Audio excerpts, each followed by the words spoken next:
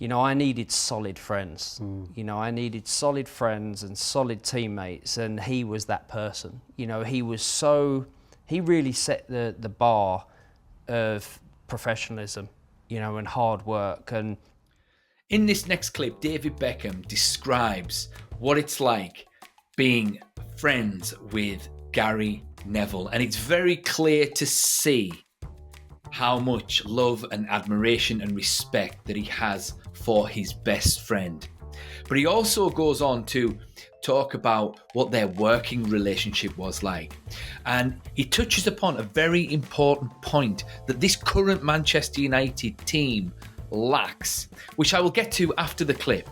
But anyway, here's Bex talking about his best friend, Gary Neville. It weren't the thing to do. Like, there weren't many people wanting to be Gary Neville. There weren't many Gary Nevilles. There weren't many Gary Nevilles out there. He said he was mustard in your film. He did. On the plate. I thought he was more of a backup dancer for you. Well, Gaz created the space for me. That was unselfish runs, and he made a career out of it because we played together for so many years that he made those runs over and over again. And every now and again, 1 out of 10, I'd give him a ball, but it was very rare. How important is it to have a partnership like that on the pitch? Because I look at partnerships, everyone thinks like, I don't know, Cole and York or Bergkamp and Thierry, etc. But I put your one with Gary up there as one of the most important for a team. It was important for us, and I'd like to think it was important for United and important for England as well. Because we had such a great understanding. That he knew that if I hadn't run back, which was very rare, I knew that he would be there covering me, and vice versa. I think that was why Gary, understood that even though 99% of the time when he made those runs, he was never going to get the ball, he knew that it was helping the team and helping me. So, it worked both ways. Did you do it? What was it you done for him? Because he always talks about what he done for you, and he's quite he puts himself down a little bit. Well, I think I made him famous with making him my best man. Apart from that, no, I'm only joking. No, I think that we were just a great partnership. I think that obviously me being an East End boy moving to Manchester, I needed solid friends. I needed solid friends and solid teammates, and he was that person. He really set the bar of professionalism, and hard work. And I was lucky that I was like that. I wanted to have that hard work. I wanted to have that professionalism. But I suppose it's easy to stray away from that. Whereas with Gary, because he was one of my closest friends, because I knew what I had to do to be a professional at United and stay at United, I knew I had to follow someone like that. He must have pissed you off sometimes. Because he does talk so much, doesn't he? Yeah, but he's always talked so much. He's always talked so much, and now he's doing it every day on TV, and everyone's seeing it. But do you know what? He's been unbelievable. For he always talks about it. For a player that was a United fan through and through, annoyed most other teams that every time they played against him, but the fact that he is now loved by the whole country and for what he does, he's brilliant. I think I used to love it, and I don't know if you did, but you wouldn't have at the time, but I used to love it when I used to see his argue sometimes on the pitch. Yeah. Because it was almost like you need to, in a great teams, you need people that need that. You need to That's argue. what you need someone in your team that's going to pull you and not just say, oh, by the way, you miss your runner. Maybe next time, watch him. You need people like that. You were like that. Keeney was like that. Gaz was like that. But it wasn't just him. We had so many people and players in our team that if you messed up, you're gonna get it. You're gonna get told. And if you don't get told by the players, you get told by the manager. And that's really why we had such a good relationship on and off the field, because we could be honest with each other. And Gaz was always there for me, through difficult times, and vice versa. It's crazy. So in this clip, they talk about the relationship that they had on the pitch and how they were almost a double act. And they were a double act in the same way that, say, York and Cole was a double act. And you could argue the same way that, say, Scholes and Ruud van Nistelrooy were a little bit of a double act, because obviously he provided a lot of assists for Ruud van Nistelrooy, along with David Beckham and Ryan Giggs. So other double acts, Ferdinand and Vidic as well.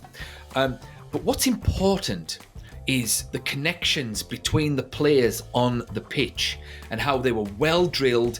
They almost knew telepathically what each was going to do at any given moment, at any different point on the pitch during the game. And that is missing from this current Manchester United side. Last season, it was a little bit... You can understand why they didn't play that well, because there was a lot of injuries and it was very difficult to build those kinds of bonds. And I must say I'm struggling to see that in today's Manchester United team, or should I say this season's Manchester United team, because there hasn't been as many injuries yet, thankfully, but it's difficult to see the bond starting to form. And it's difficult also when Erik Ten Hag keeps on chopping and changing. Personally, I thought De Ligt and Martinez would be the starting centre-back partnership. But even then, it keeps on getting chopped and changed. And he's not really allowing Manchester United to sort of build up that teamwork, those teamwork connections and whatnot. Particularly up front, because I think our main problem at Manchester United at the moment is our inability to score goals. Now, I do criticise sort of Rashford a lot, or I have done. Just for the record, I really like Marcus Rashford. I think he's a fantastically talented player, but we just don't see enough consistency for him.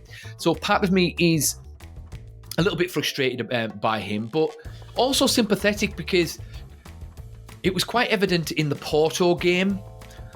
He played really well in the first half and he was taken off at half time, and it was for rotation. I think rotation can be detrimental to a team, particularly a team that needs to sort of establish the foundations of a first team, because it creates an inconsistency between the players that are involved in all the sort of, pass and move and sort of understanding where people are on the pitch and whatnot. I mean, personally, I think that the way the team's set up isn't necessarily conducive to get the best out of Garnacho and Rashford, our two best wingers. But also, it would help if we had a regular starting 11 that Erik Ten Hag picked every single week where he could, barring injuries, just so each player can get to know the other players around them. I remember stories that Rio Ferdinand told about how he knew, obviously, what Vidic was going to do. He knew what Gary Neville was going to do. He knew who was in front of him, and he would sort of direct Michael Carrick at times, and probably Paul Scholes as well. So Manchester United need to get back to understanding, or Erik Ten Hag, should I say, in understanding who his first team 11 is and stick to that where he can. Because we all know what his starting 11 should be. For the record, I think Manchester United's starting 11 right now should be Luke Shaw, but he's injured, fair enough. So Dalot on the left, De Ligt and Martinez in the centre, Mazraoui on the right. He's played really well. Might as well keep Onana in there for the consistency. And let's be honest, he's been one of the most inconsistent players that we've had since he arrived, but he's stuck with him, so why can't he stick with the rest of the team? Two central midfielders in Menu and Ugarte. Two wingers, Rashford and Garnacho, with Bruno supporting Rasmus Højlund up front. Rasmus Højlund's just come back. He needs to just start starting.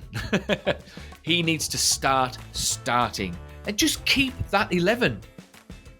That's it. Let them get used to each other. And then hopefully they can start gaining momentum. And those little habits that each player gets used to from everyone else start to compound, and we start to understand each other, and we can start scoring goals and winning games. But anyway, what do you guys think? Am I right or am I wrong? If you think I'm talking absolute rubbish, please put your comments in the comments section. Ciao for now.